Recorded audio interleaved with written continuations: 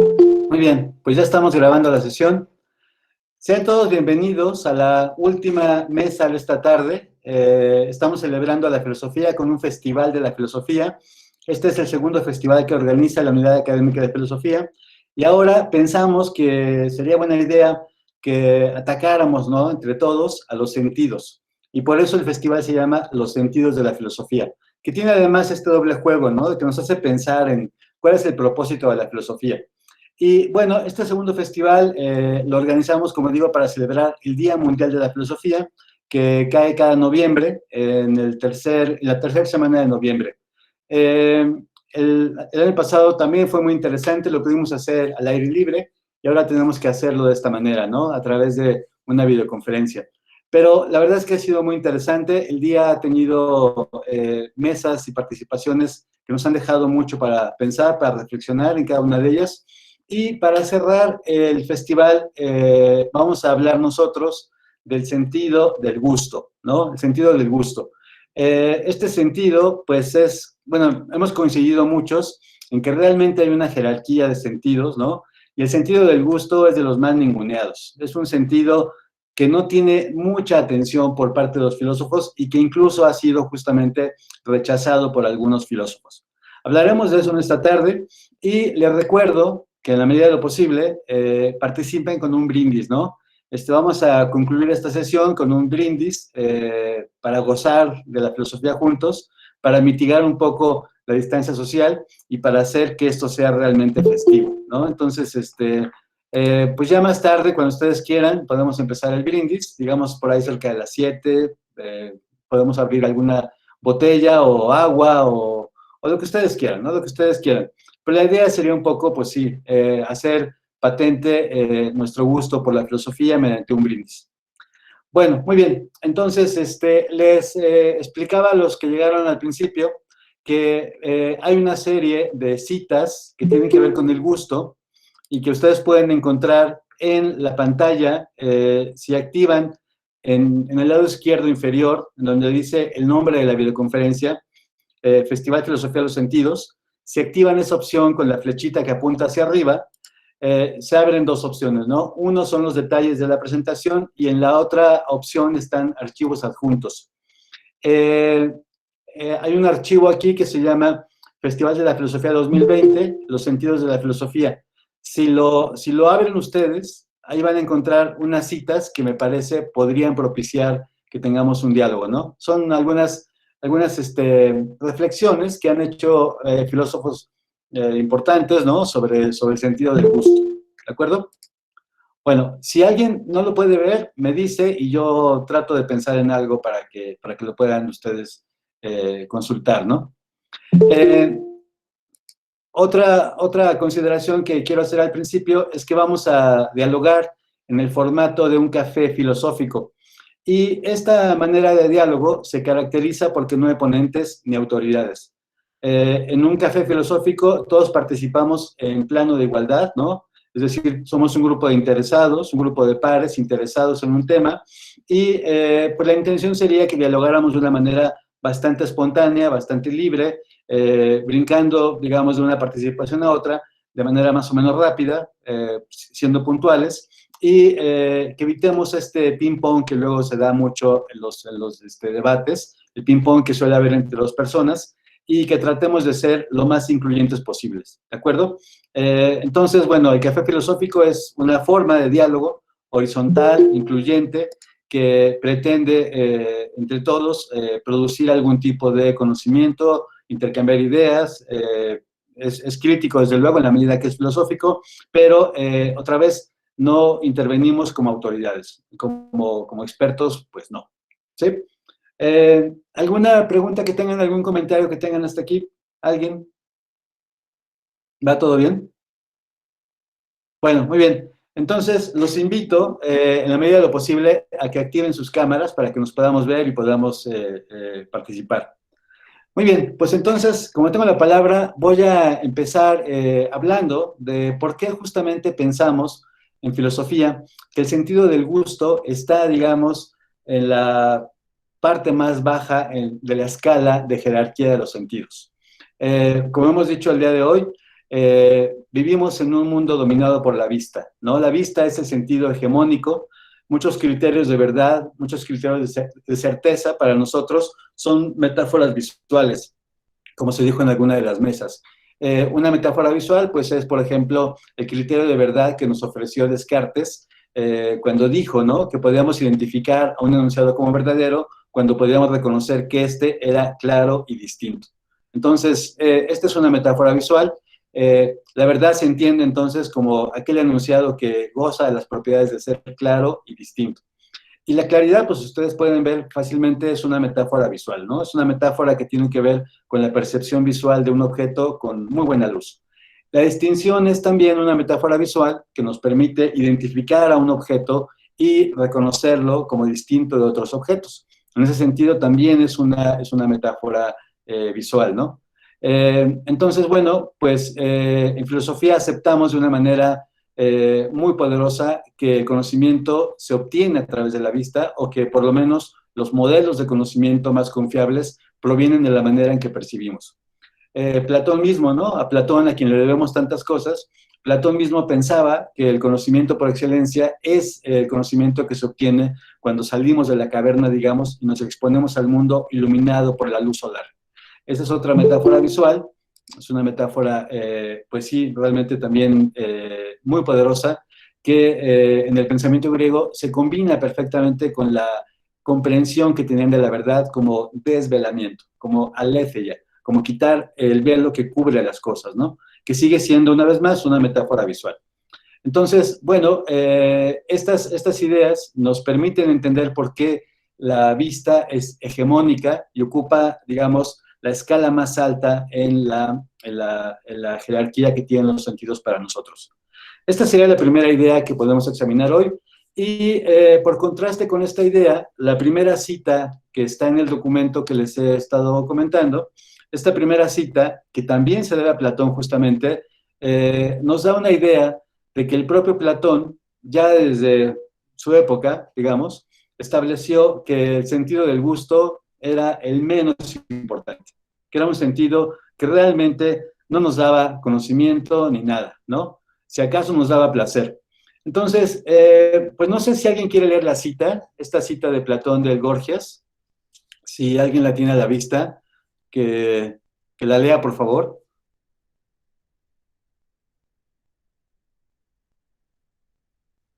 ¿Alguien?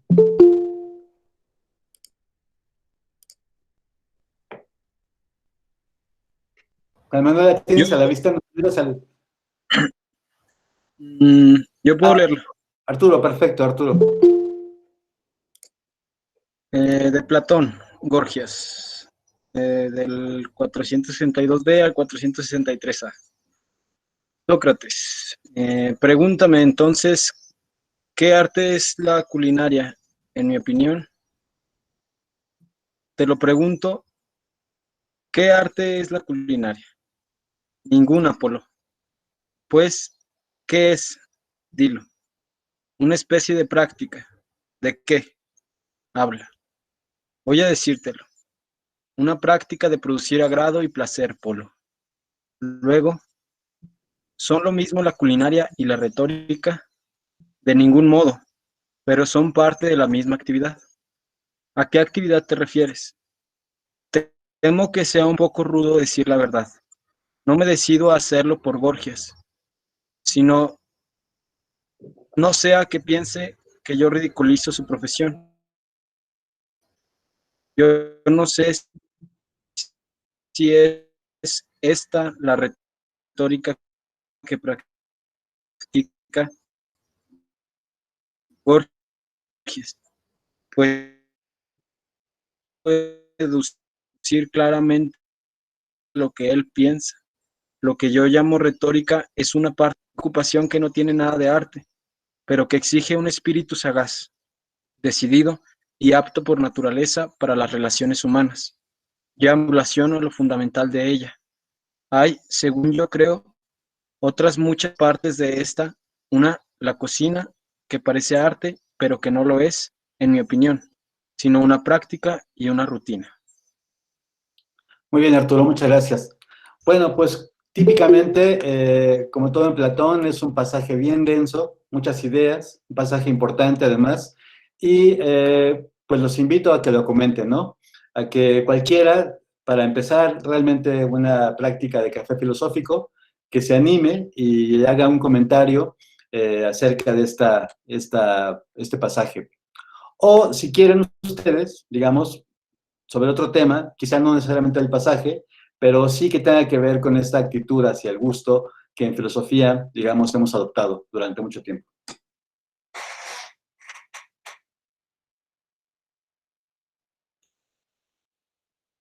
Para intervenir simplemente abran su micrófono. Sí, alguien. ¿Qué tal? Buenas tardes a todos. ¿Sí me escuchan?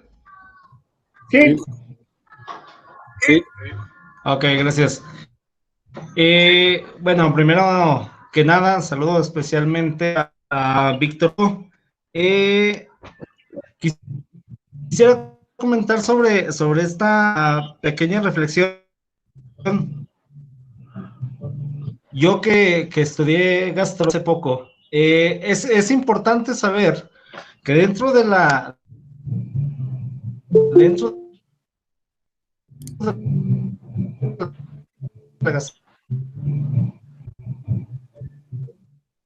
gastronomía, el sentido del gusto, vaya, para todos los estudiantes, egresados o X o Y, es demasiado importante tenerlo 100%. Vaya, realmente el gusto en las personas por diferentes, no sé cómo llamarlo, alguien que me ayude, diferentes problemas vaya, de salud, de vicios, etc. Me llama mucho la atención cómo lo manifiestan de que la cocina no es un arte, poder darle gusto a las personas, para poderle poner el sazón, el sabor a las comidas, pues tienes que tener a dar tu capacidad visual. Ahora sí que integrando todos los sentidos del gusto, del olfato, del tacto. No basta con tener simplemente ay, se me fue la palabra. Vaya, no basta con saber, pues, a cómo te saben las cosas. Tienes que tener mucho sentimiento, mucho sentido para poder percibir todos esos sabores. Se me hace algo como ilógico el cómo de que no es un arte. Quisiera que alguien de ustedes, profesores como alumnos, me corrigiera, me contradijera en esto que les estoy mencionando. Si para ustedes no es tan importante este sentido, lo mencionaba el profe Francisco al principio, es el uno y el menos importante. Creo que es el más importante y ahora lo vemos con esta pandemia, que se nos refleja hasta para poder detectar la enfermedad con la pérdida del gusto. Yo quiero participar. Eh, yo creo que el gusto no es en sí el más importante de todos los sentidos, pero sí creo que haya como, o sea, como una estabilidad de la importancia de cada sentido, porque todos los sentidos te generan gusto y satisfacción y pues placer, obviamente. Entonces yo considero que, o sea, todos los sentidos tienen como que el mismo grado de importancia y igual y en distintas situaciones, pues un sentido puede ser el que debe ser utilizado y el que es de suma importancia en esa situación, pero en general yo creo que los sentidos, o sea, tienen la misma importancia si lo vemos de una forma como, ay, ¿cómo se dice esta palabra? Ah, de una forma, se me fue, ¿mande? Holista es la palabra. O sea, No, como que ¿cómo? sinergia entre los sentidos, quizá. ¿Cómo? Sí, o sea, me refiero a la sinergia entre los sentidos. O sea, a lo mejor holista, o sea, que todos los sentidos funcionan para dar, digamos, sentido completo a la experiencia humana. ¿A eso te refieres? Ajá, exacto. Ya, si quieres continuar, perdón por interrumpirte. Ah, no, sí, no, con eso quería concluir. Muy bien, Sí, ¿se me Franco. escucha? Sí, Elio. Ok, Franco pidió la palabra antes. Entonces, ok, si quieres, ok. vamos a Sí, Franco. sí, sí, Enseguida sigues claro. tú, Elio.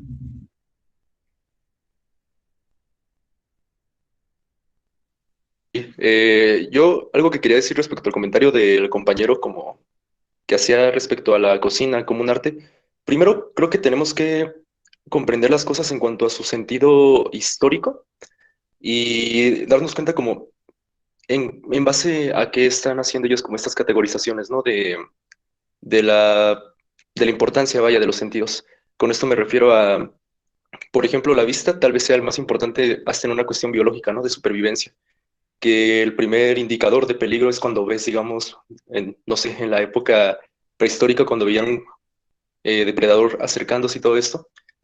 Y todos los demás sentidos tienen una relación mucho más eh, notoria con el exterior que lo que es el gusto y el olfato, ¿no? Que son los que tienen como una relación más interna.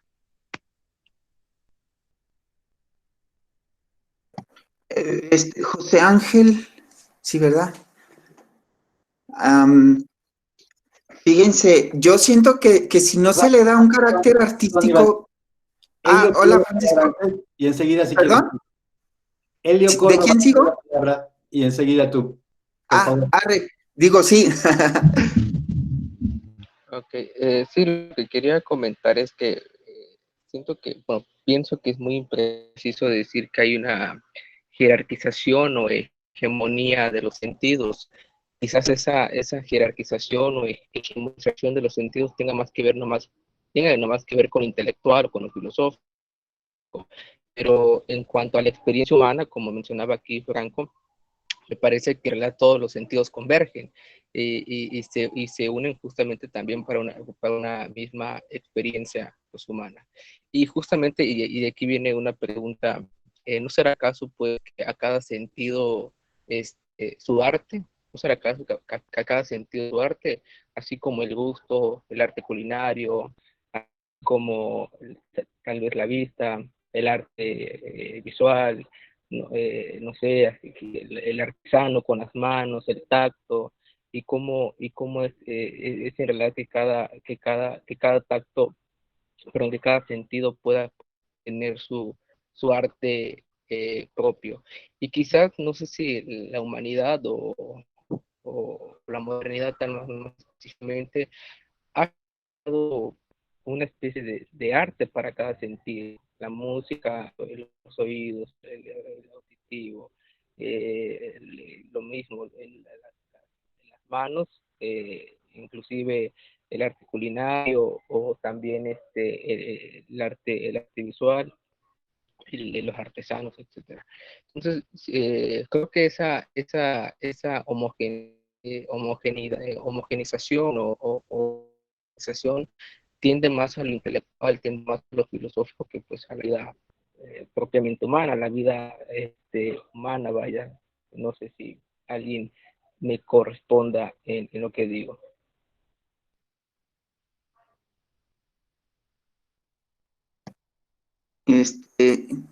¿Quién? Iván, sigue tú, Iván. Sí, bueno. Dejen prender la cámara. Es que me clavé en lo que dijo Elio y ya se me fue la onda de lo que iba a decir. Ya, sobre el arte culinario, a mí me parece como que, como es algo muy, muy cotidiano, es una experiencia estética que experimentamos diario y que sí se nos enseña, porque Porque fíjense, los que ahora yo también, hemos tenido niños pequeños y lo hemos sido, y hemos sido de esos niños que se batalla un montón para que coman. Se nos enseña, se nos trata de enseñar a encontrar el placer de la comida, a que nos guste, porque pues nada nos gusta, ¿no? Cuando estamos morrillos y no queremos comer, nada nos gusta. Y entonces se nos va introduciendo en el mundo del sabor, dándonos a probar diferentes cosas, ¿no? Ya a cierta edad ya puedes probar algo muy warrior como el chile, ¿no? Y entonces siento que como es muy cotidiano, se demerita, ¿no? Se demerita un placer que es tan cotidiano y siento que como que los mexicanos estamos más cerca, como yo creo por nuestra condición de país pobre, que prestamos mucha atención a esos placeres cotidianos y por eso la comida mexicana es tan valiosa en el mundo, tan valorada. Yo pienso que nosotros como mexicanos, pienso yo, ¿verdad? Estamos un poco más cerca de valorar esas cosas, ¿no? Incluso estaba pensando ahorita, hay también como en todas las pláticas salieron de las frases de la vida cotidiana sobre los sentidos. Yo siento que una muy importante que usamos mucho los que luego le perdemos el sabor a la vida, decir, es que esto no me sabe a nada. Y decir que no me sabe a nada es que no vale la pena, ¿no? Es como ir a comer y encontrarte, con todo respeto para los que les guste, con una sopa Maruchan sin limón, ¿no? Chale, esto no me sabe y entonces no le encuentro el sentido. Y yo creo que desde ahí, el sabor, también como los otros sentidos, es un contacto con el mundo y nos aporta algo que sí valoramos mucho, sí lo valoramos mucho, porque la neta, no sé si se acuerdan del cuento de la princesa y la sal, ¿no?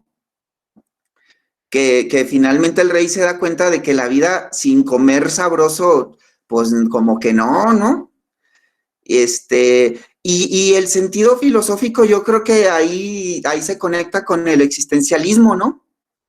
De encontrarle un sentido a la vida es encontrar a qué sabe la vida, o sea, que nos aporte la vida las sensaciones que la hagan sabrosa, pues, la vida, ¿no? No sé cómo expresarlo. Cambio. ¿Puedo seguir? Claro, Gerardo. Bueno, respecto a lo que sea José Ángel, Helio, y un poco retomando la cita de Platón, es que para los griegos sí había explícitamente una jerarquía en los sentidos, y en el arte más, o sea, estaba dividida las artes menores, por ejemplo, lo culinario, la gastronomía se consideraba un arte, pero un arte menor, un arte, pues sí, un poco, a lo mejor sí relacionado a lo que decía Helio de lo intelectual, pero las bellas artes eran las que podías percibir con la vista y con el oído. Entonces, claramente sí hay una jerarquía entre los sentidos y están por encima de todos estos, la vista y el oído, desde los griegos. Lo cual a mí no me parece tan malo, no me parece ningunear a los otros sentidos, simplemente, pues, por ejemplo, actualmente se nos puede percibir de una mejor manera, se puede, persuadir, de una mejor manera a través de la vista y el oído, porque los medios justamente se prestan para eso. Los medios masivos justamente te llegan a la vista y al oído. Y un poco menos los demás, pero no creo que sea en un sentido de decir, no, bueno, el gusto no sirve, los que aprecian la comida son nada en comparación con los que apreciamos, no sé, la poesía o la pintura o la escultura. Pero sí creo que por una cuestión meramente antropológica sí están un poco más jerarquizados desde siempre y así va a seguir, creo yo. Sí, pero fíjense que Platón niega que la experiencia del gusto produzca arte, ¿no? Eso es muy claro para él. Dice la cocina que parece arte no lo es.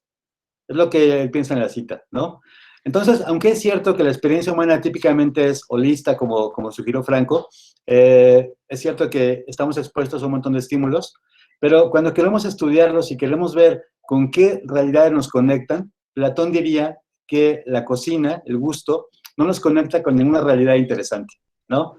Que lo que percibimos con el gusto es efímero, que se acaba inmediatamente y que no hay nada real, importante, que nos interese examinar o conocer. Creo que en ese sentido va. Y por otra parte, gracias. Y por otra parte, hay que ver que Platón equipara a la cocina con la retórica, y de eso no hemos dicho mucho. Entonces, bueno, ¿quién sigue aquí? ¿Quién continúa?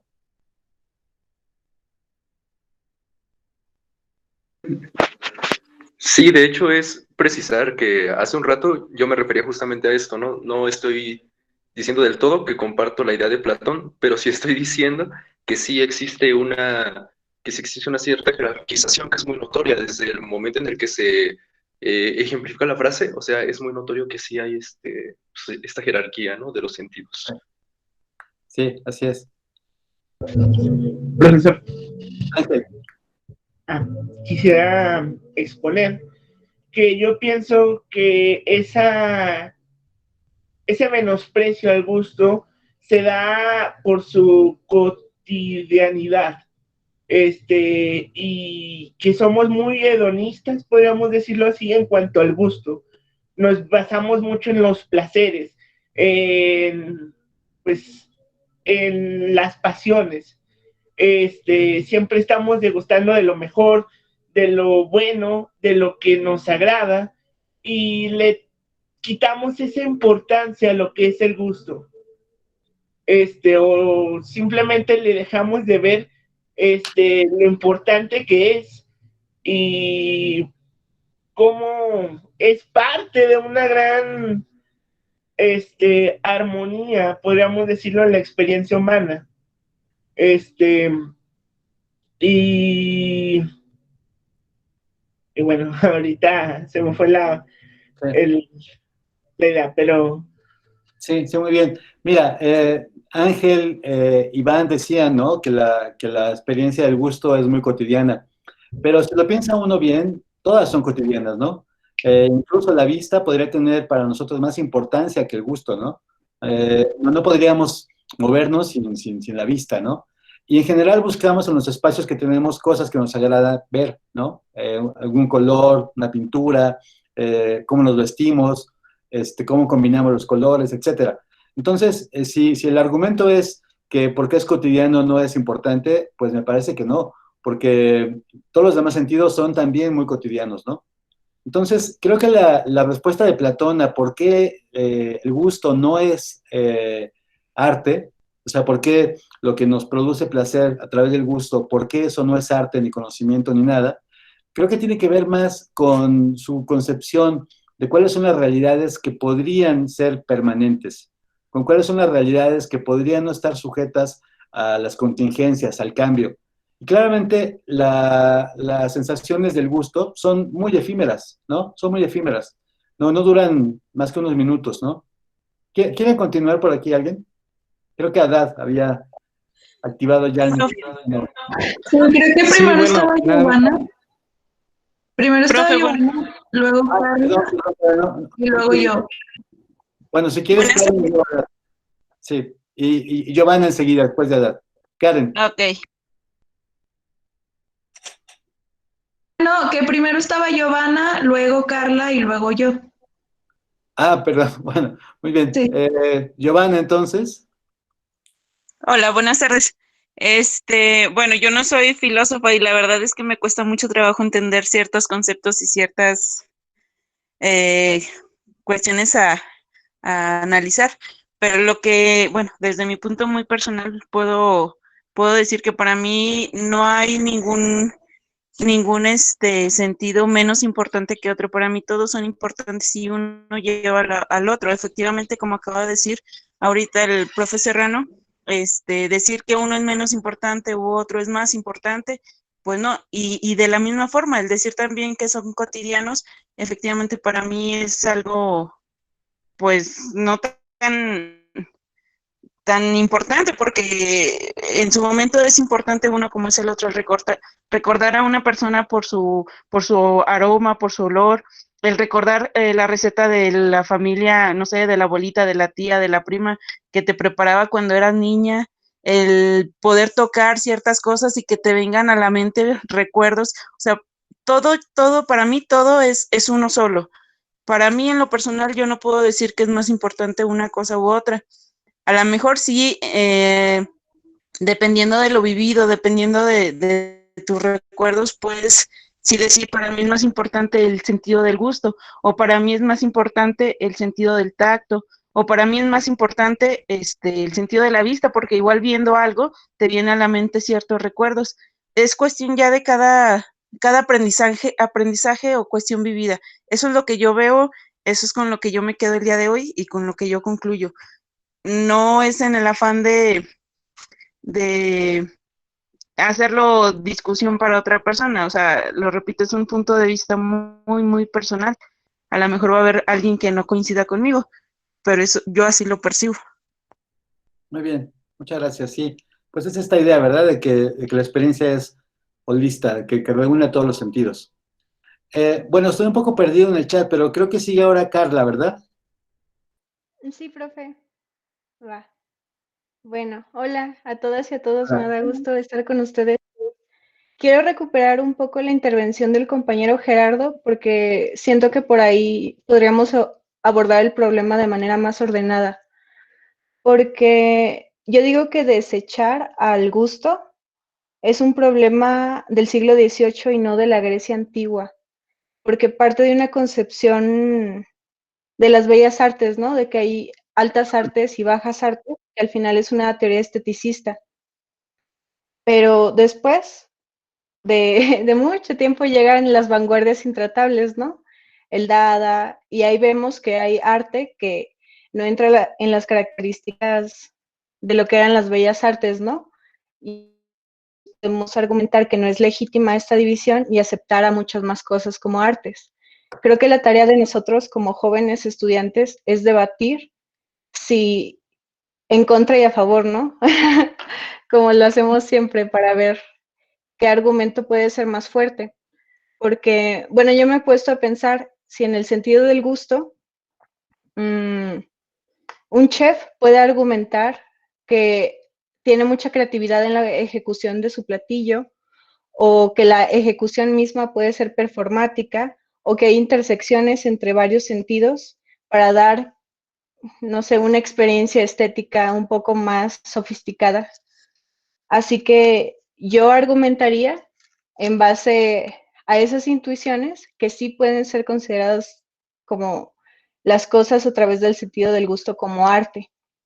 Y entiendo también que mucha de la problemática se debe a que pensamos con una estructura moderna de pensamiento, como si no cumple ciertas, no sé, bueno, no, mejor ya ahí para mi participación. Ya, sigue Karen. Gracias. Muy bien. Karen. Bueno, no sé si me escucho bien porque falla mucho mi internet. ¿Sí me escucho bien? Sí. Ah, ok. Bueno, mi intervención va más bien en el sentido de que para mí el sentido del gusto aislado e interseccionado con los demás gustos, pues no es nada despreciable, ¿no? Porque tiene una relación directa con nuestra capacidad de sentir y de desear. Entonces, claro que si lo vemos desde la mirada antigua, que para la mirada antigua lo trascendente era como poder superar estas limitaciones corporales, pues claro que va a ser el sentido menos importante e interesante, ¿no? Menos interesante porque es el que menos puede brindarle capacidad, o sea, menos puede brindarnos herramientas, no sé, como metodológicas para la intelectualidad, ¿no? Y la contemplación. Pero yo creo que el sentido del gusto marca un montón, o sea, en primer lugar marca un montón nuestra capacidad de sentir y de desear, ¿no? Y en segundo lugar, para mí, el sentido, o sea, sin el sentido del gusto y la vista especialmente, no podríamos, o sea, no podría haber modernidad ni posmodernidad, porque sin, o sea, sin este sentido fundamental, ¿cómo podríamos, o sea, claro, o sea, fundamental en relación también con la vista? Mi pregunta es, o sea, realmente sin este sentido como acaparador de los demás, o no acaparador, pero sí con mayor importancia, o sea, podemos pensar en los tratados modernos o posmodernos. Eso, yo creo que o sea, preguntarnos por el sentido del gusto nos puede dar también ese debate, ¿no? No sé si me escuché bien, porque tengo el internet muy malo. No, sí se escuchó bien. Solamente que no me quedó muy claro si al final defendías que tendríamos que explorar más al gusto para pensar en la modernidad y en la posmodernidad, o si es el Sí, gusto. sí, que tendríamos que pensar, o sea, yo creo que tendríamos que darle un poquito más de peso, ¿no? Al sentido del gusto que el que partió desde, o sea, el que partió este café filosófico, porque se empezó diciendo pues que era como el sentido menos importante, el sentido que más nos brindaba como algo, ¿no? Sustento de lo que fuera. Y yo creo que no, o sea, yo creo que el sentido, o sea, a través pues sí, o sea, de todos los sentidos, pero que también el sentido del gusto tiene un papel muy fuerte en, en cómo, o sea, en cómo exploramos el mundo y en cómo construimos este mundo moderno incluso. O sea, no estoy diciendo que el sentido del gusto sea la razón primordial de la modernidad, sino que estoy diciendo que es claro que también influye, ¿no? En cómo nosotros, o sea, como dijo Carla, o sea, cómo nosotros podemos partir del análisis del gusto desde un estadio moderno. Bueno, muy bien, pues hay un tema ahí en la mesa otra vez. En el orden está Adad y Franco y Claudia Campos. Entonces, Adad, por favor. Maestro, ¿y yo? Sí, ¿qué tal? Buenas noches. Emma también. Bueno, mi comentario nada más estaba en relación a que pues, tal vez desde el punto de vista platónico no genera arte y no hay nada real en el gusto porque pues es algo tan necesario que nos vuelve a recordar que estamos padeciendo la cárcel del cuerpo. También quizá ha sido olvidado porque digamos que puede ser peligroso conocer a qué sabe el cianuro, ¿no? Eh, no, no, no siempre es necesario conocer el sabor de algo para determinar algunos aspectos de ese objeto. Y bueno, pues con relación a si puede ser considerado arte o no, quizá eso sea irrelevante si pensamos que, bueno, el gusto está ligado al olfato. Yo recuerdo una fórmula para los que les gusta el café que decía, bueno, prueba un café y tápate la nariz y obtienes el gusto. Ahora, pruébalo y destapa la nariz, obtienes el aroma y juntos hacen el sabor, ¿no? Entonces, tal vez sea peligroso encontrarle sabor a las cosas, en el sentido de que puedes quedar siendo dependiente de ello, ¿no? También es algo curioso y peligroso. Muy bien. Pues le damos la palabra a Nelson. Ah, Emma, claro, Emma está en la lista. Pues si quieres después de Nelson, Emma, perdón. Sí, maestro. Es que veo la pantalla muy pequeña, lo siento un poco, si no sigo el orden correcto, pero es que veo nada más a unos cuantos y creo que es porque Meet activa a quien tiene cámara. Pero si quieren en el chat, ahí estoy ya pendiente del chat. Entonces seguiría Nelson y enseguida Emma. Pero creo que iba primero yo, o sea, lo digo para no perder como el orden de las ideas. Ah, bueno. Sí, yo Sí, aunque, perdone. sí, Franco, que te pusiste más abajo. Ah, pues si quieren me puedes... En el orden ¿qué les parece si le damos la palabra a Nelson y enseguida a Emma? Y hago otra lista. No, yo cedo la palabra un momento. Ok, entonces, Emma. ¿Digo yo? Sí, por favor. Bueno, mi comentario va hacia muy similar al de Giovanna. Yo también no tengo así, por ejemplo, para mí todos los sentidos son muy importantes. Tanto es así que si perdemos a uno, pues se van desarrollando los demás. Entonces, pues ahora sí que si pierdo la vista, desarrollo el oído, desarrollo más el olfato, el tacto y el gusto. Si pierdo el oído y la vista, desarrollo más el olfato y el gusto y el tacto.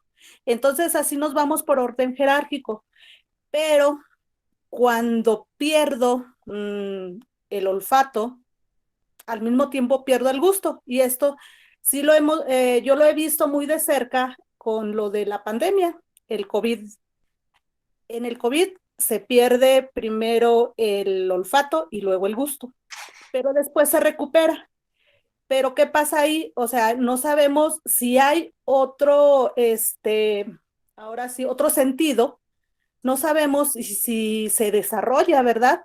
Eso es así como mi incógnita, porque yo sé que si pierdo la vista, todos los demás sí se desarrollan, pero si pierdo esos dos sentidos, pues ahora sí que ahí no sé qué sería. Eso sería también mi pregunta, a ver, de todos los demás, qué es lo que opinan, porque están diciendo que uno es más importante, el gusto, que el tacto. Para mí todos son importantes porque todos nos hacen como eso ser más, los sentidos más desarrollados como humano. No Sí, sé si muy me bien. di a entender. Gracias. Sí, sí, muy claramente. Pues recuerden que no estamos negando la importancia en ningún sentido para la experiencia y para la vida de cada uno. La tesis de Platón es que a pesar de esto que estamos diciendo, según lo entiendo, el gusto no nos da conocimiento ni es objeto del arte, ¿no? Entonces creo que por ahí va el asunto.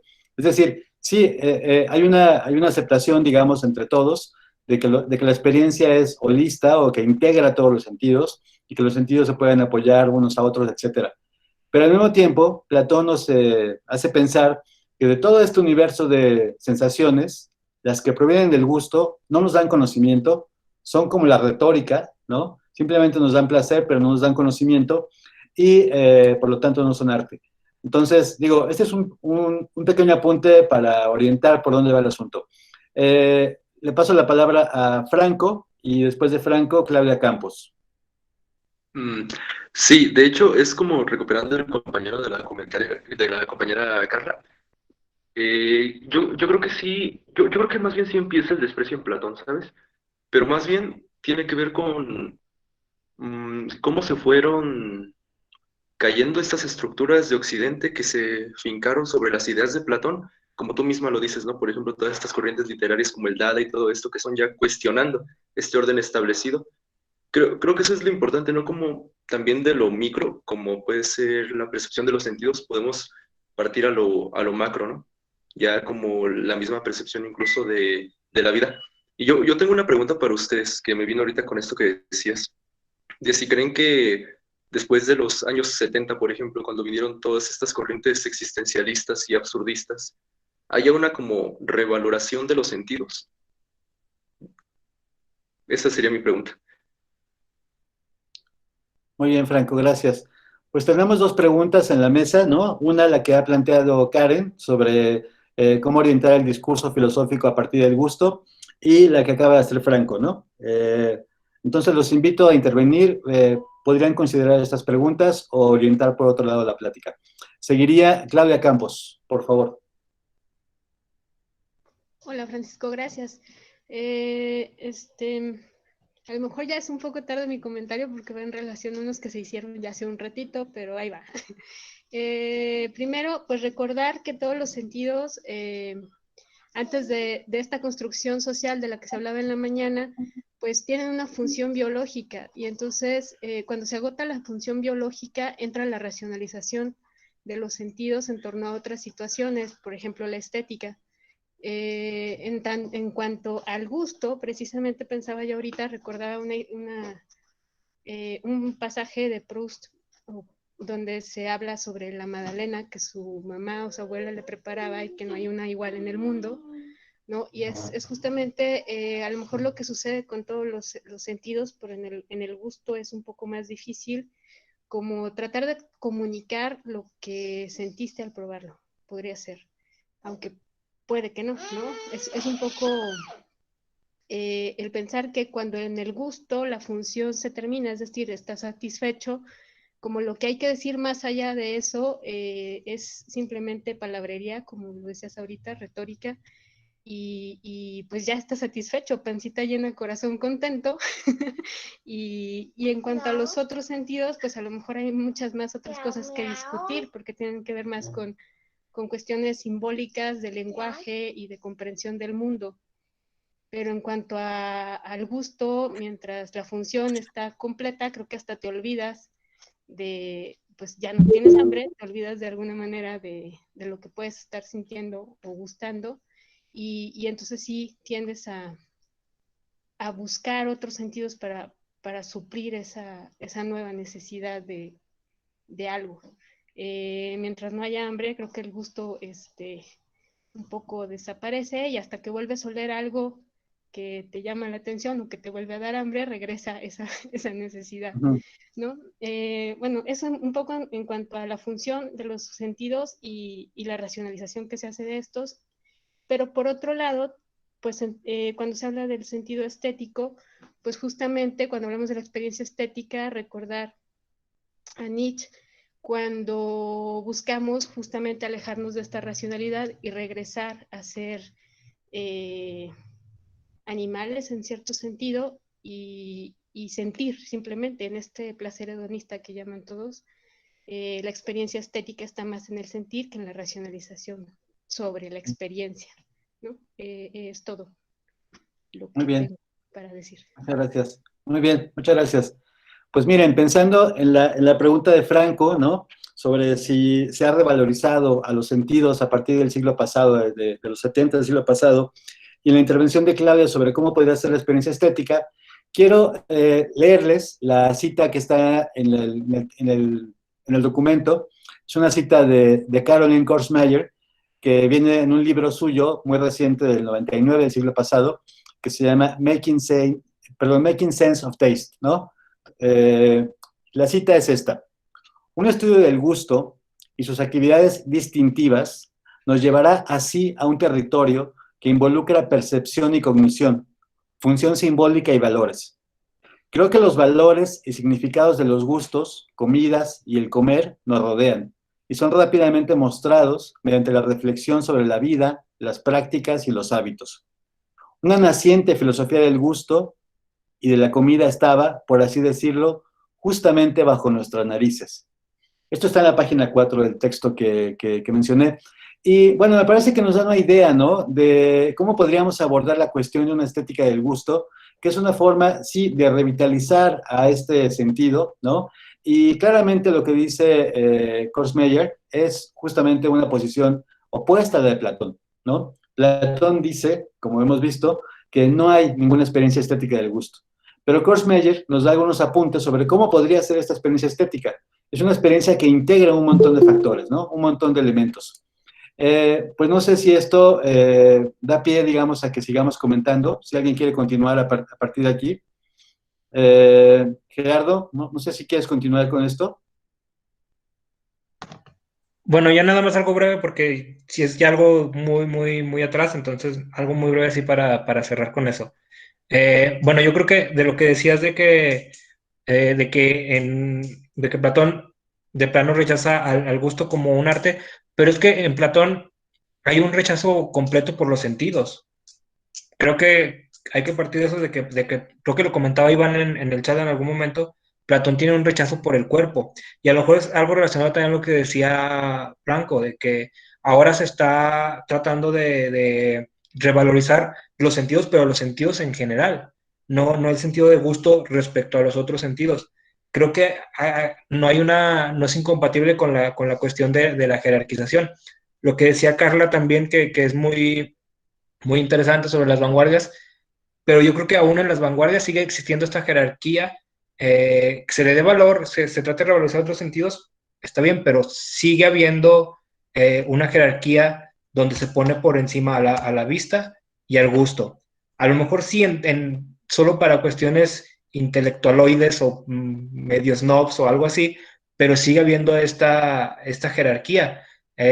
Pienso, por ejemplo, no recuerdo cómo se llama, pero esta poesía donde las palabras forman imágenes y que a partir de ahí tratas de transmitir otra cosa que con el simple sonido de las palabras.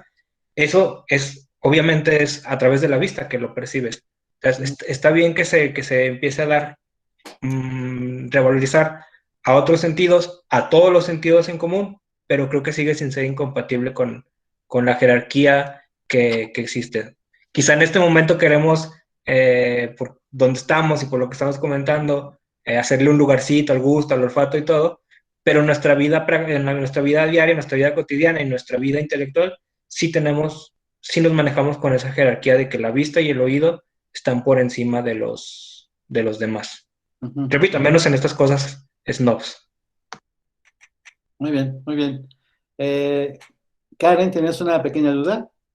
Sí, bueno, no sé qué tan válida, bueno, no, o sea, qué tanto sentido tenga mi duda, pero va en el sentido de, o sea, realmente podemos negar como un aprendizaje cognitivo por medio del sentido del gusto, o sea, a través, por ejemplo, de lo que Platón llama conocimiento por reminiscencia, ¿no?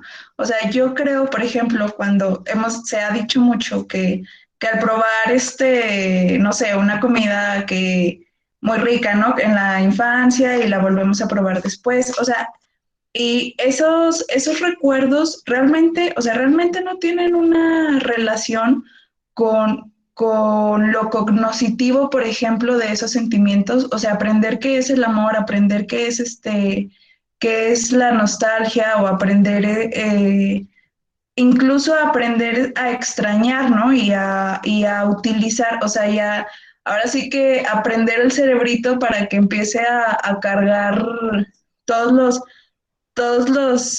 no sé, herramientas cognitivas, cerebrales o neuronales, no sé. Yo creo, o sea, personalmente ahorita en este debate, pues a mí me da la idea de que sí, ¿no? Entonces, en ese sentido, yo creo que no podemos negar como que un sentido que en un primer momento no se vea de alguna forma ligada a lo intelectual, pues también funcione y sirva como base para un conocimiento intelectual. Esa era mi duda. Bueno, la cita que acabo de leer de Kurzweil hace pensar, en efecto, que puede haber un conocimiento mucho más amplio a través del gusto, ¿no? Supongo que puede ser compatible con lo que ha propuesto Platón sobre la memoria, ¿no? Sobre recuerdos. Nelson, Sí. ¿quieres intervenir, por favor? Ok. Ah, Elio también quiere. Bueno, Elio. Yo también, maestro, por favor. Ok, te voy a hacer una lista y le paso la palabra a Nelson. Ok, voy a, bueno, son varias cuestiones que quisiera plantear. Una de ellas es toda esta discusión que se ha venido haciendo sobre el gusto y el conocimiento. Estoy totalmente de acuerdo con algunos comentarios que se han vertido. Creo que, de hecho, pues, todos los sentidos son una forma de conocimiento. Y creo que también el gran problema es la jerarquía que se le ha dado a determinado tipo de conocimiento. Me parece muy pertinente lo que se ha dicho con respecto a Platón.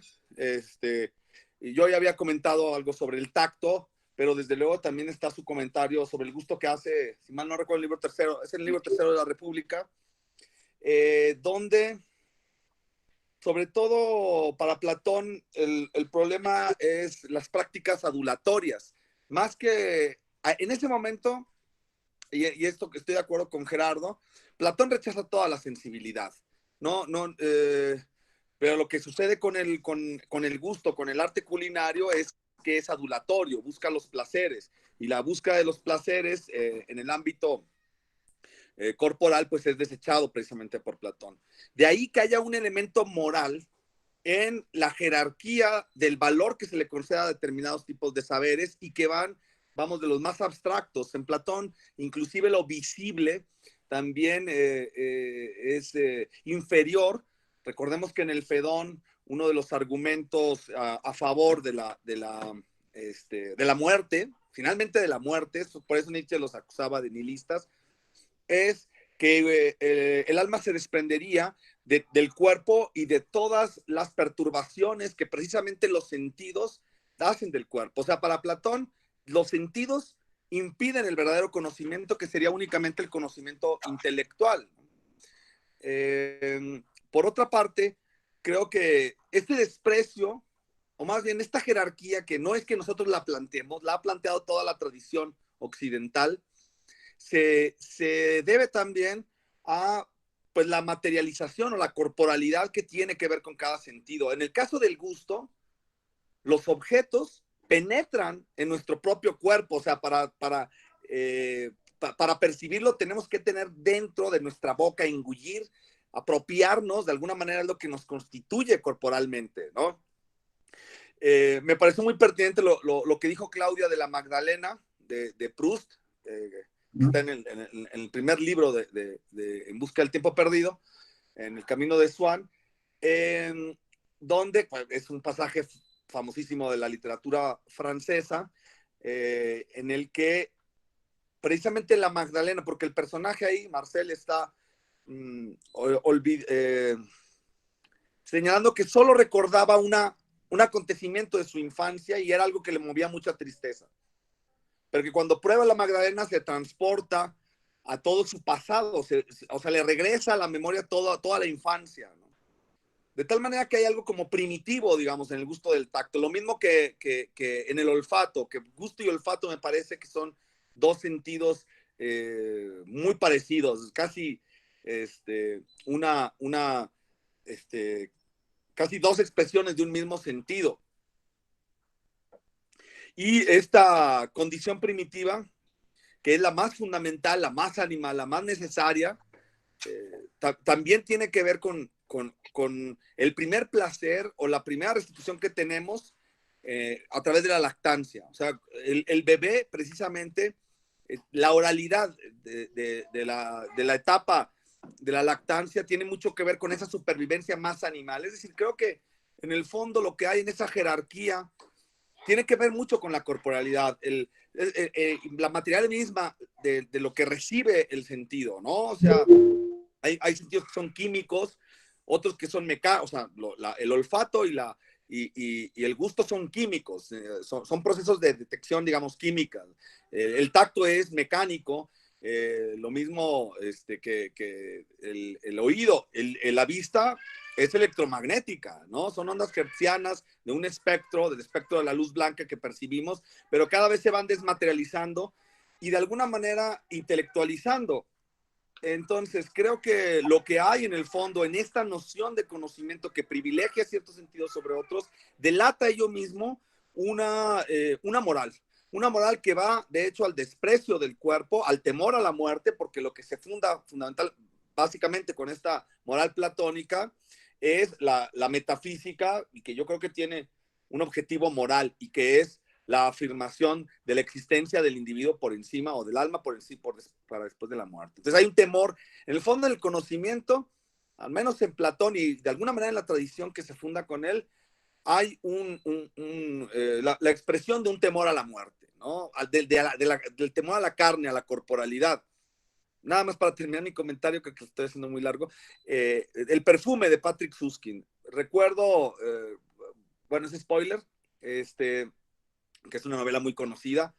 Recuerden ustedes que al final, después de que Jean-Baptiste Granil hace este perfume, ¿no? Con la fragancia de un determinado número de muchachas, y que enamoraba inmediatamente, hacía perder el sentido y la conciencia. Es decir, estos sentidos como el olfato o el gusto están en las capas más profundas, inclusive del inconsciente, ¿no? Y nos motivan y nos manejan más que aquellas que son aparentemente más conscientes. Porque al final, no sé si recuerdan a los que han leído la novela, cuando este personaje se rocía completamente el frasco frente al patíbulo, se tiene una orgía colectiva, ¿no? Cuando se echa una parte de esta fragancia. Y finalmente, después de que escapa, gracias a eso, se vacía el frasco frente a unos indigentes y lo devoran. Se miran entre sí y dicen que estaban satisfechos y felices porque por primera vez habían hecho algo por amor. Entonces, ahí la cuestión de la alimentación como instinto básico también es muy importante. Y creo que la tradición occidental tiene este desprecio al cuerpo. Bueno, habría que analizar esa genealogía de esa pues, desprecio finalmente a la corporalidad, que de alguna manera Nietzsche creo que es el filósofo que abrió la crítica a este tipo de concepciones. Perdón si me excedí en mi comentario. Bueno, me Gracias. parece que va en el sentido a lo que ha propuesto Karen, ¿no? De que hablemos de cómo el gusto podría marcar el discurso filosófico en la modernidad. Muy bien, creo que está muy bien. Franco tiene la palabra.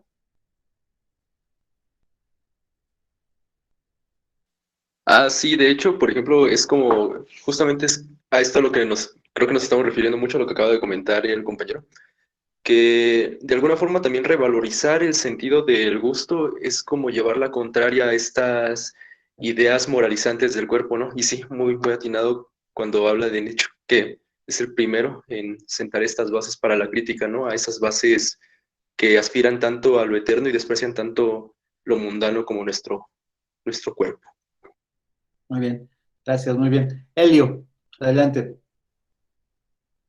Ok, gracias. Bueno, yo quisiera, alguien hace rato me parece que era Franco que comentaba que habría que pensar que hay una reivindicación de los sentidos. Y yo diría que no solo de los sentidos, sino también de todo el cuerpo, en realidad.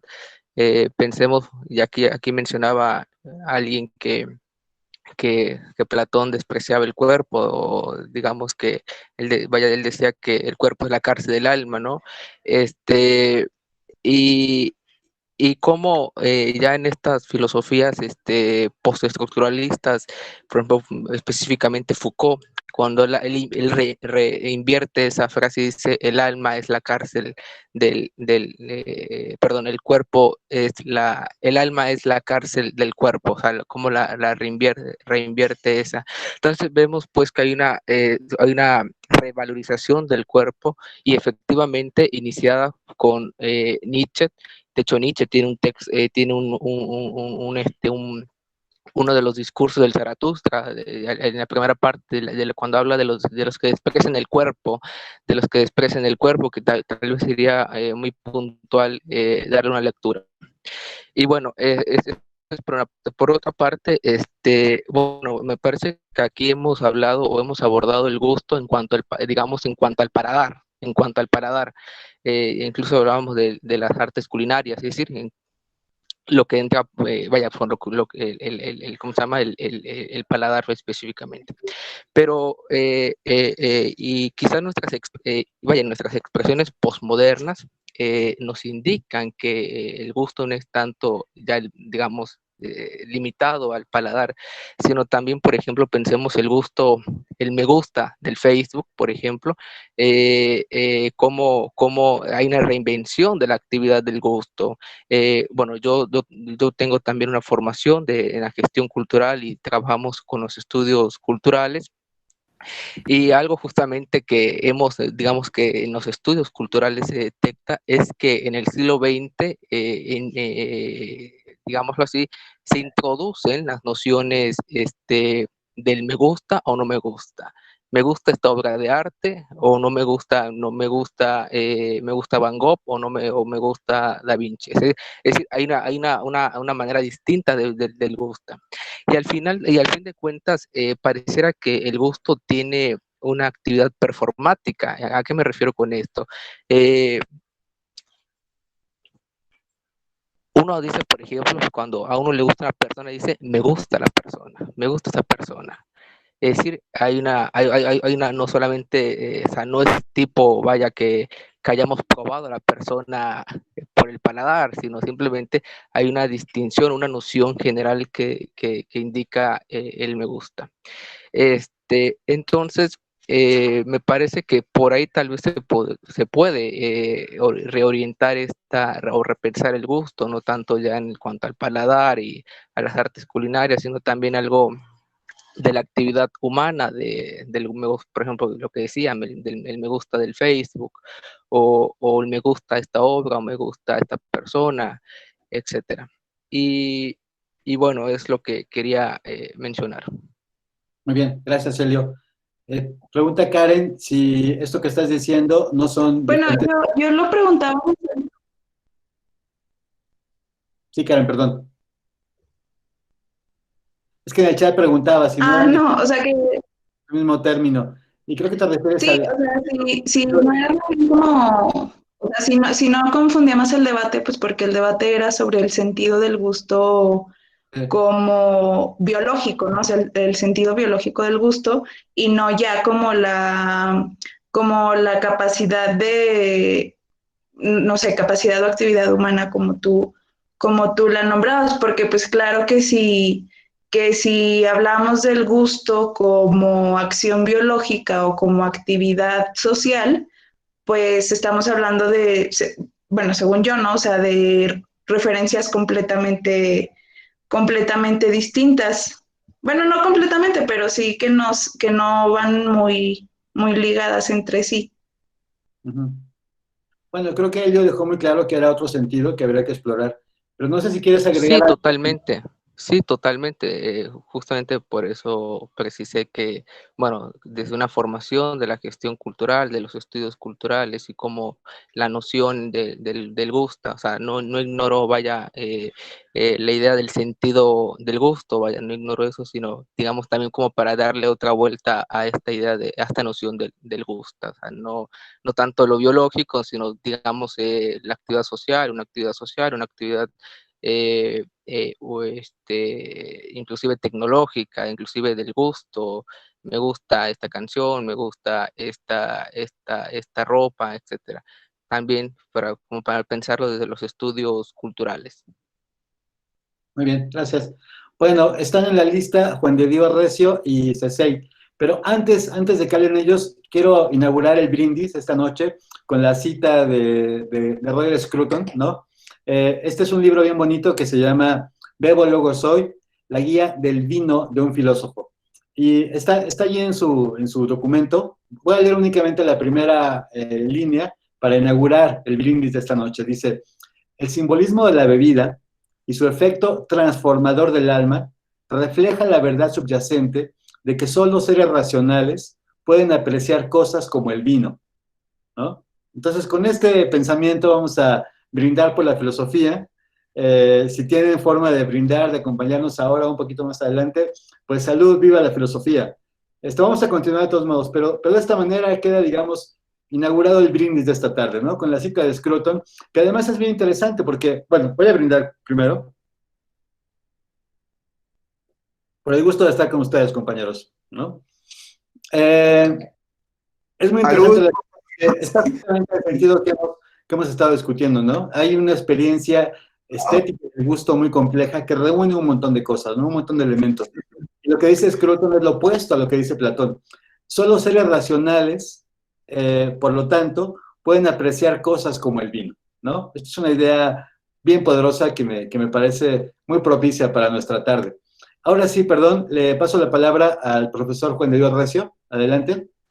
Gracias, buenas noches a todos. Bueno, mi comentario ya una parte lo dijo el doctor Nelson, es sobre el desprecio que existe de Platón hacia los sentidos, pero ya no voy a hablar sobre ello, ya lo explicó él.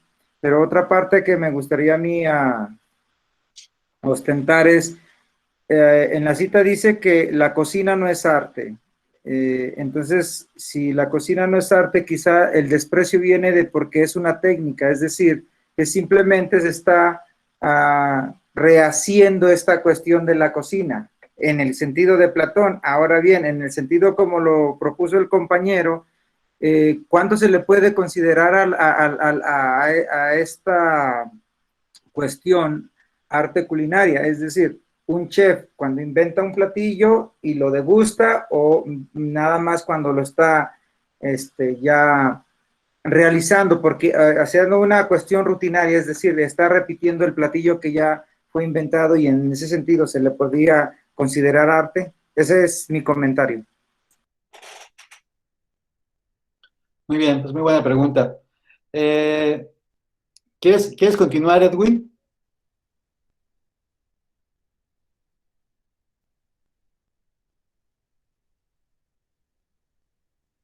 Sensei, Edwin, no sé si estás por ahí todavía. Ah, sí, perdón. No, es que le apreté la manita por error, de una disculpa. Ah, bueno, sí está divertida la manita, ¿verdad? Muy bien, No, pues, fue por error, lo siento. bueno, pues aprovecha para decir algo. Seguro tienes algo que decir. Pues en general creo que podría nada más como repetir las ideas que hacen dicho.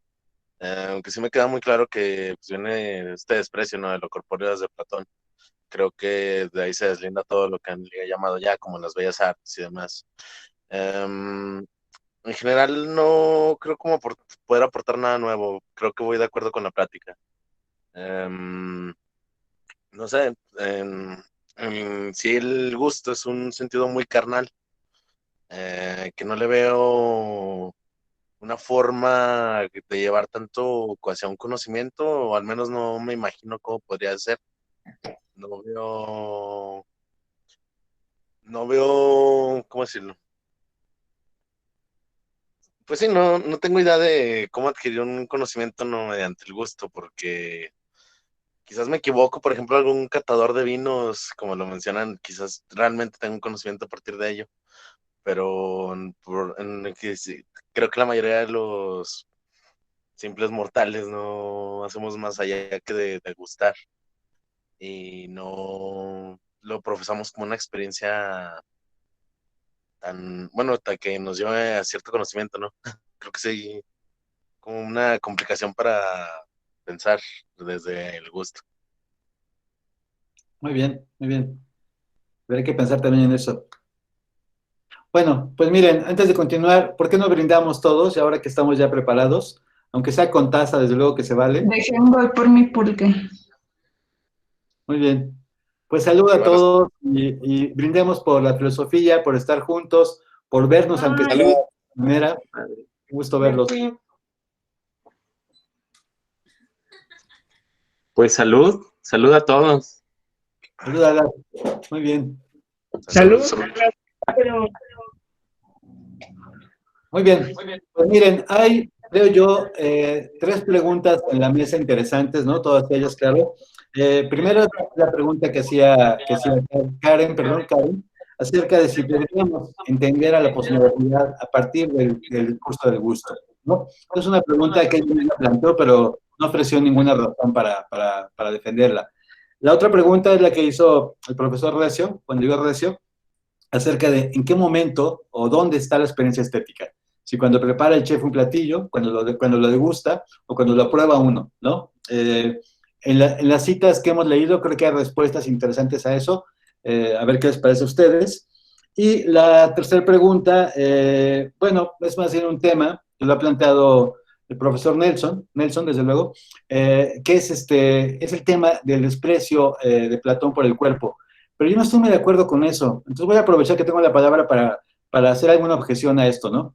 Sí es verdad que Platón en general, digamos, niega que el cuerpo tenga importancia, pero cuando uno revisa sus argumentos, es muy claro que Platón está pensando que el cuerpo es necesario ¿no? El cuerpo es un instrumento para llegar a conocer a la verdad.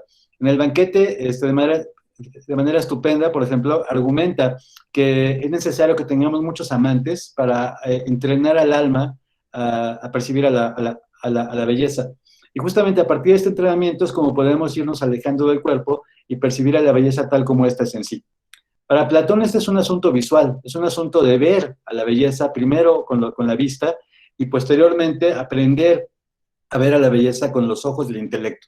Entonces, digo, Platón no tiene una actitud tan general de desprecio hacia el cuerpo, porque para él la vista tiene mucha importancia, ¿no? O sea, él es una facultad que nos permite conocer a las ideas, que nos permite verlas, incluso de manera directa a través, por ejemplo, de la belleza en los cuerpos. Entonces yo no estoy muy de acuerdo, ¿no?, en que Platón tenga este planteamiento tan general, digamos, en contra de los sentidos y en contra del cuerpo. Habría que matizarlo bastante, yo creo. Pero bueno, son las tres preguntas que están en la mesa. Los invito a dialogar sobre estas tres cuestiones. ¿Quién continúa? Me parece que Yo. Franco ha pedido la palabra y enseguida Nelson, si quieren. Franco Miranda, adelante. Sí, que sí. Es Nelson. O que sí, si quieren. Perdón, Franco, no entendimos. Ah, que si quieren puede seguir Nelson. Ah, muy bien. O- Gracias. Gracias. De hecho, pues esa era la tesis que mantenía, y ahorita no recuerdo el nombre de la profesora argentina que dio la conferencia en septiembre, me parece muy interesante, de hecho. Angélica Desde Fierro. luego que estoy desde luego, perdón. Angélica Fierro. Angélica Fierro, sí. Muy, muy interesante y con un conocimiento muy vasto de Platón. Me parece que en un tono un tanto apologético. Hemos visto que en la actualidad hay, y a partir quizá de la filosofía de Nietzsche, hay una revaloración del cuerpo, y me parece que lo que quiere es un poco justificar a su autor, un poco haciéndolo más amable a los ojos contemporáneos. Pero, bueno, ciertamente en el banquete hay ese matiz en el que el amor a los cuerpos es como una forma de iniciación, pero es una iniciación que lleva también a la negación del amor del cuerpo, ¿no? Y eso claramente se ve en la actitud que tiene Sócrates frente a Alcibíades, ¿no? O sea, es decir, Sócrates le queda muy claro que cuando ama verdaderamente a alguien, no ama al cuerpo, ¿no? O sea, eso, por una parte sí, es como un medio de aprendizaje, pero como una escalera que se tiene que echar para atrás, ¿no? Pero hay otros diálogos en los que uno, bueno, en el Fedón, en donde justamente dice, el filósofo debe practicar estar muerto. Así. O sea, debe ejercitarse en vivir como si estuviera muerto. Eso lo dice literalmente, ¿no? O sea, ¿y qué significa esto de negar los sentidos? Los sentidos son un medio, y además, es el primer argumento que da en el Fedón para negar, o sea, ciertamente hay muchos matices, ¿no? Tampoco, yo creo que a ningún autor podemos agotarlo en un comentario tan breve. Estaría de acuerdo contigo en ese sentido. O sea, no, pero vamos, yo sí creo que en Platón, o sea, es un tema recurrente el de en algunos casos antagónico, y en otros al menos como en el banquete que tú señalas, en que la sensibilidad es como una vía, pero recordemos, incluso en el Fedro, no sé si recuerdas, en el Fedro cuando salen a platicar fuera de la ciudad, hay una escena un tanto de seducción. Fedro lo describen siempre como un personaje muy bien parecido, y Sócrates lo que hace para no perturbarse con su belleza es cubrir su manto, cubrirse con un manto, ¿no? Y dejar de verlo porque lo puede perturbar. O sea, no es que Sócrates niegue que exista, pero sí el dominio implica que cuando yo tengo que pensar o cuando yo tengo que reflexionar, debo de abandonar el cuerpo, ¿no? En ese sentido lo quería decir.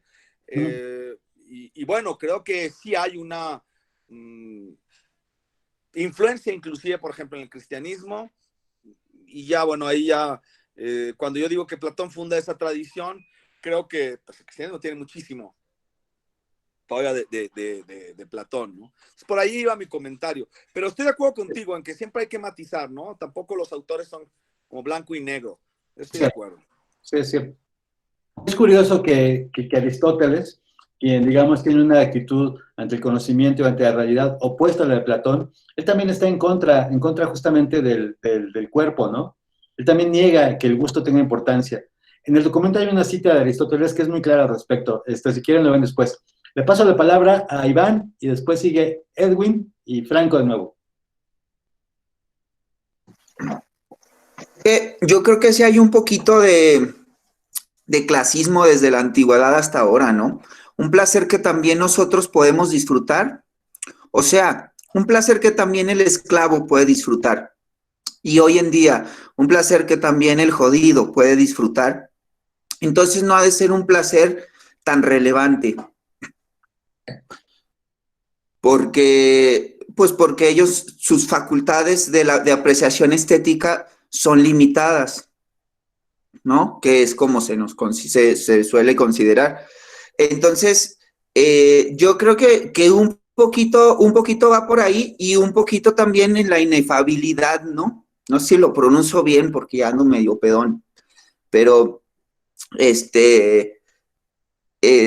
o sea, que tampoco es muy, porque fíjense que ligamos las artes, tendemos a ligar mucho nuestras apreciaciones estéticas al lenguaje, ¿no? Entonces, si puedes explicar por qué algo es arte, entonces es arte, ¿no? Pero si escapa a la conceptualización, pues es más difícil, ya no sé ni qué estoy diciendo, pero es más difícil ligarlo a una racionalización si entra más en la inefabilidad, ¿no? Y también el gusto, pues también está más de ese lado, se me hace a mí. Pero bueno, insisto, siendo un placer ligado, que está más relacionado con nuestra continuidad en el mundo, pues yo creo que es bien importante, ¿no? Y por eso fíjense cómo detona este debate entre los idealistas y los materialistas en el sentido marxista, ¿no? Porque toca ese punto. Ya. Muy bien. Edwin. Sí, yo estaba pensando en que igual en antigua Grecia, que inclusive pues Diógenes es un filósofo que se podría decir que le es más relevante que cualquier cosa las cosas terrenales, ¿no? No se preocupa tanto como por el alma, o bueno, no por aquellas cosas que, digamos, que trascienden. Inclusive me parece que Diógenes también ha hecho algún desprecio del gusto, cuando se le menciona sobre el plato de habichuelas que está comiendo, y que por qué no va a pedirle al rey algo de mejor comida, ¿no? Y para Diógenes, inclusive, con ese simple plato de habichuelas está bien. O sea que, bueno, hay un contexto más, ¿no? Que no tiene que pedirle al rey como lo está haciendo el otro y demás. Tiene más discurso. Pero pareciera que Diógenes inclusive es hasta despreciativo también, siendo un filósofo que yo diría algo todavía más carnal, ¿no? Entonces, pues no sé, es como poner el comentario ahí en el aire, ¿no? No, realmente no tengo mucho de dónde agarrar o algún otro fragmento que se me ocurra, pero pues parece, ¿no? O sea, conformarse con sobras o habichuelas, lentejas. Sí. Aunque parece que es esta actitud, ¿no? De pensar que el gusto no es importante, ¿no?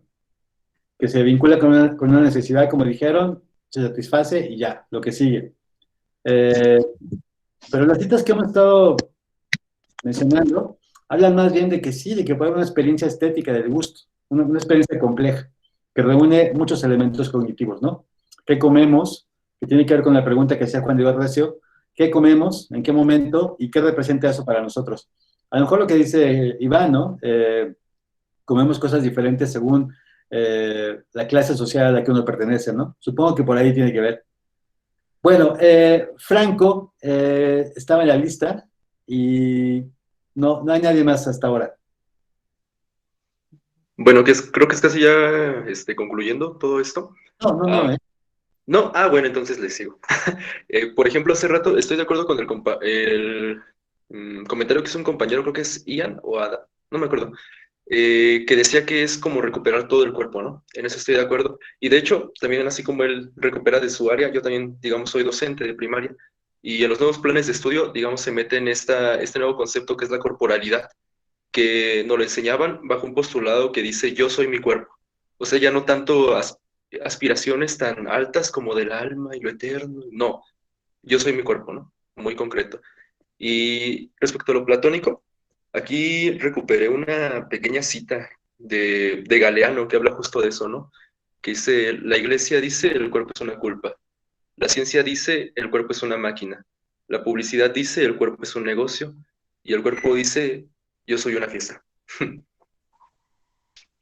Y pues bueno, yo creo que yo con eso estaría concluyendo y envidiando a mis compañeros que están aprovechando el sentido del gusto. Muchas gracias. Muchas gracias, Juan. Te invitaría, pero estamos muy lejos. Nelson quería agregar algo, creo. No, era un comentario muy breve para Sisei. En efecto, el cinismo pues fue una escuela antagónica frente a Platón, porque incluso hay muchas anécdotas, ¿no? De las que recuerda Diógenes Laercio, de la rivalidad, las bromas que se hacían entre filósofos como Antístenes o como Diógenes, pero también hay ciertas cosas en común.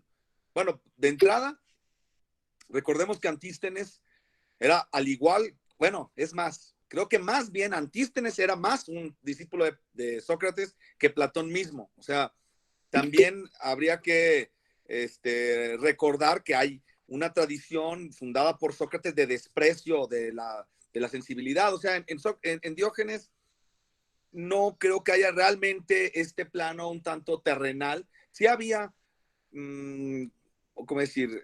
Más bien había una filosofía subversiva, a diferencia de la de Platón, ¿no?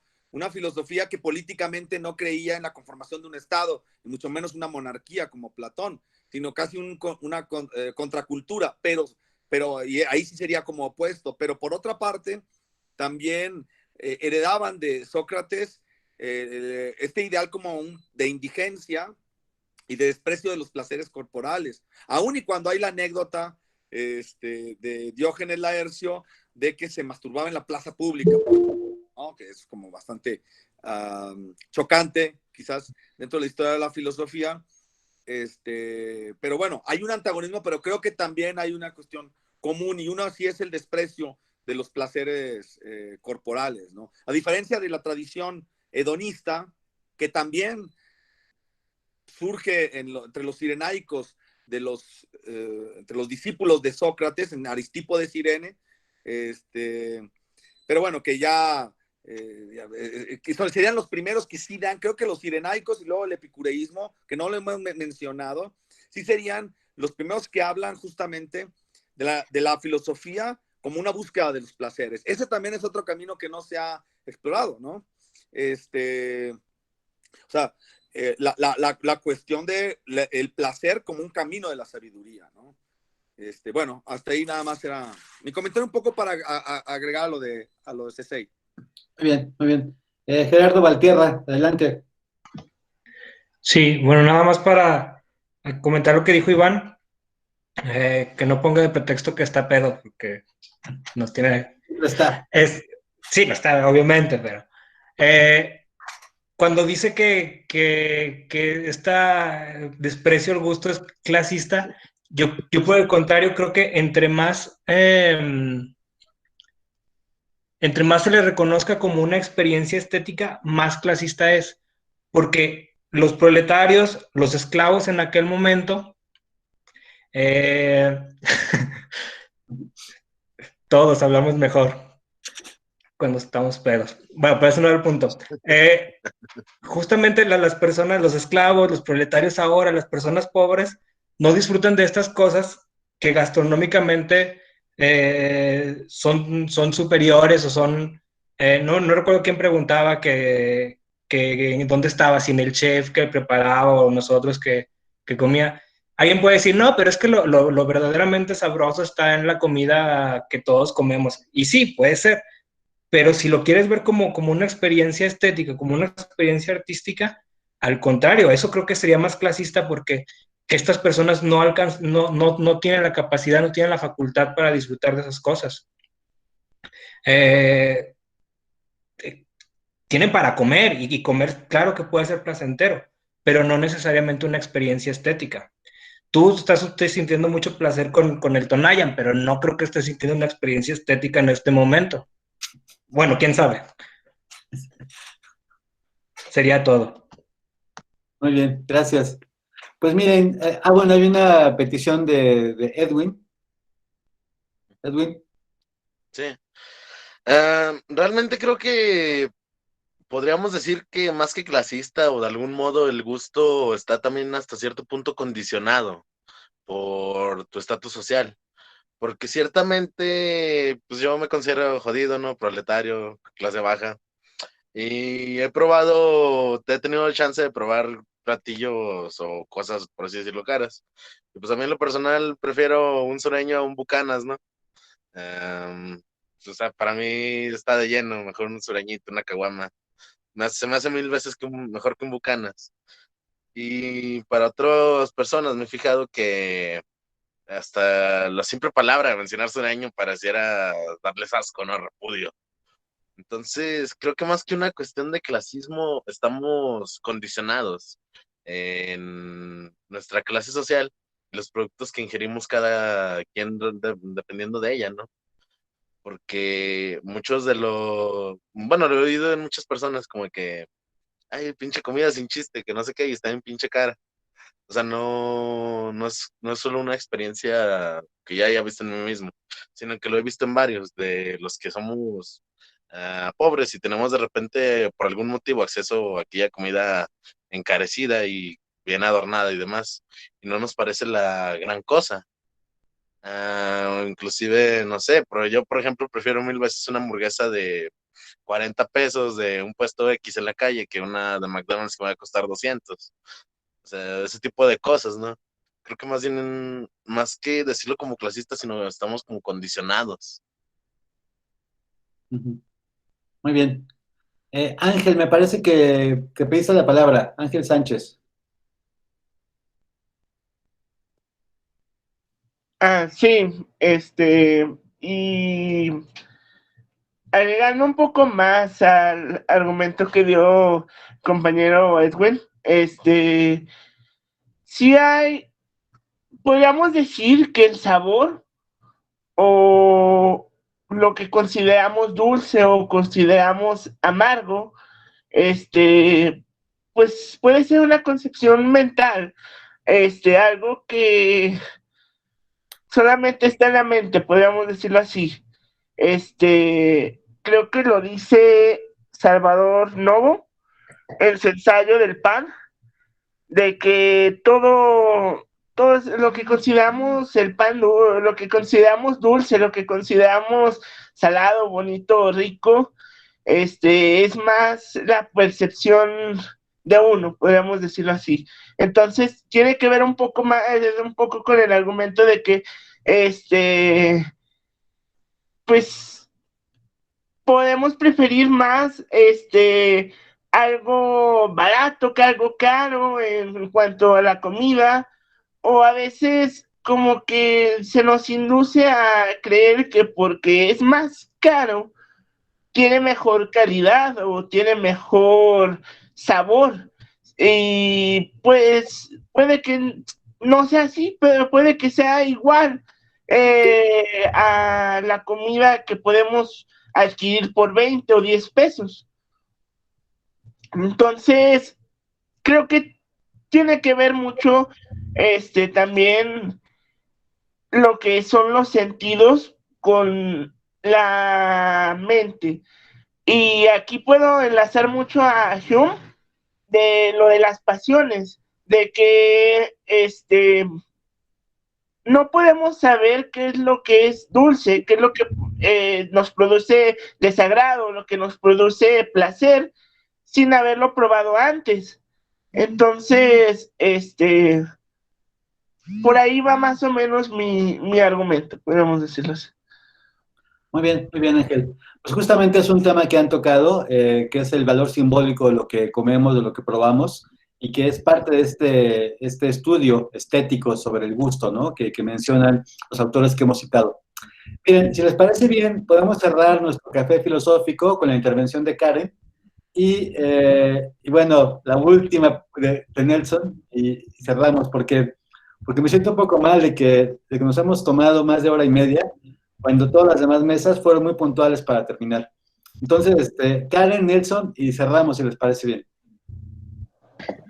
Bueno, yo solo tengo como la duda, ¿no? De entonces para los compañeros, o sea, para los compañeros que han mencionado todo esto de cómo el valor económico de la comida tiene repercusión en el sentido del gusto como una experiencia estética, ¿no? O sea, mi comentario es, entonces nosotros tendríamos, ¿cómo decirlo? o sea, algo ajeno a nosotros es lo que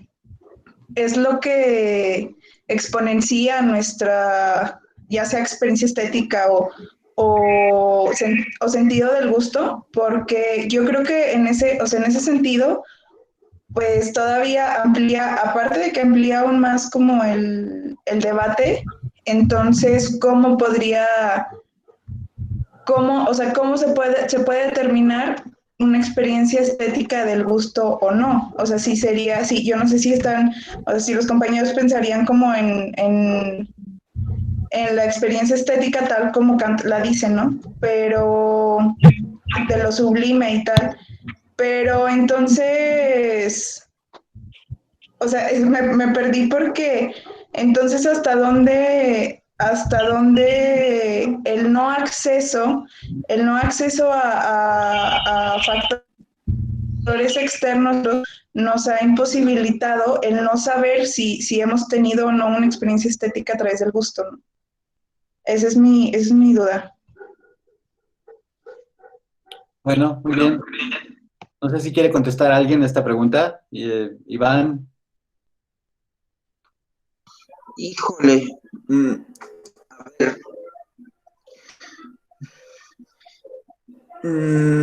Es que se me está yendo un poquito la onda.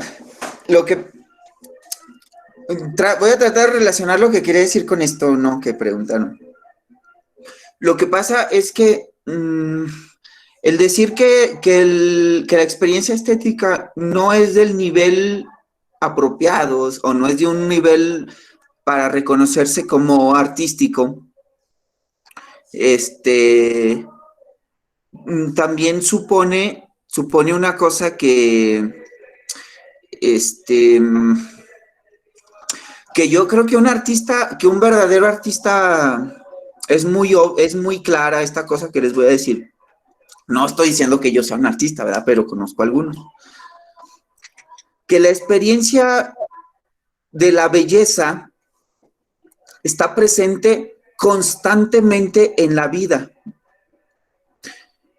Y creo que para una persona con poca educación, igual que cuando había mucha gente analfabeta, para ellos era más fácil que para los letrados recurrir a la memoria, porque tenían que hacer uso de ella más constantemente. Y nos sorprende a veces bueno, yo he trabajado en comunidades rurales algún tiempo y me sorprendía mucho la capacidad mnemotécnica de personas analfabetas. Bueno, el ejemplo viene de colación porque creo que también la experiencia estética de la gente ordinaria pasa muy desapercibida porque no le pone conceptos. Y los artistas,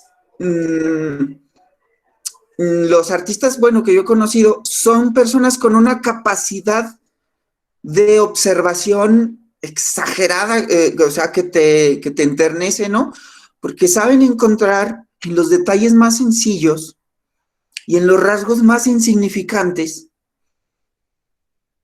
motivos artísticos profundos, que bueno, podría ser también una proyección de su propio espíritu, de su propia megalopsigía, le decían los griegos, ¿no?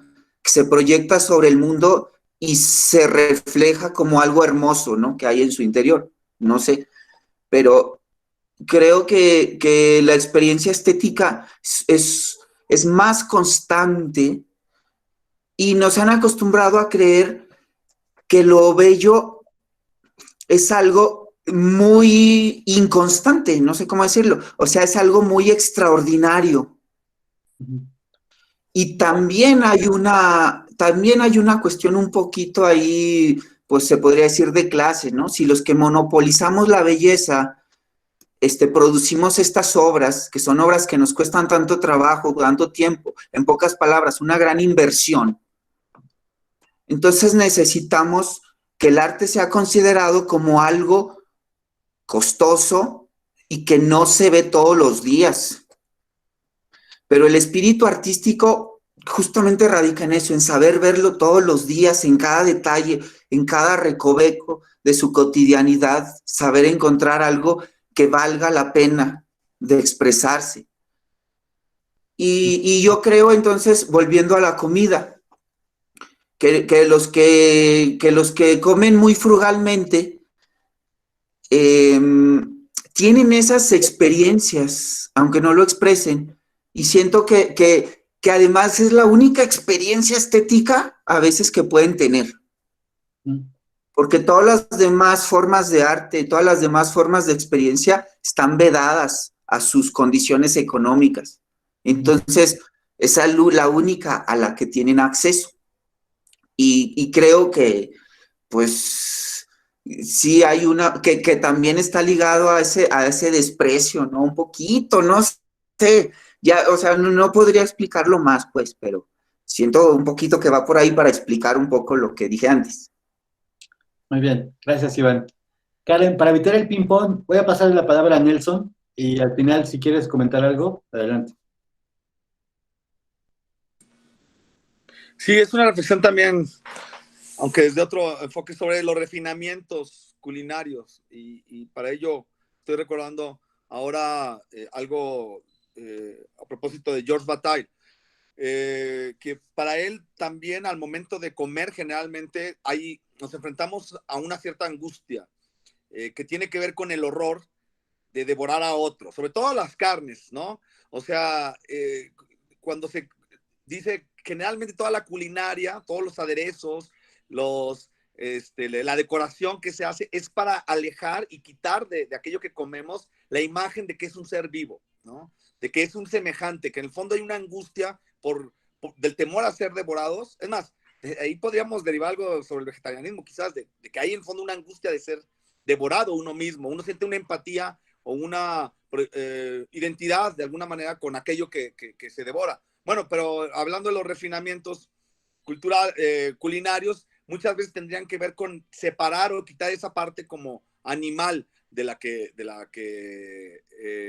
finalmente participamos en el momento que en el fondo, pues, de los refinamientos culinarios habría una angustia, ¿sí? De pretender dejar de ser animal y de no ser uno mismo, o el temor a ser devorado finalmente estaría en el fondo de esos refinamientos.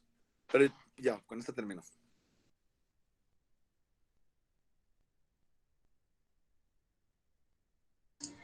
Está apagado tu micrófono. Sí, perdón.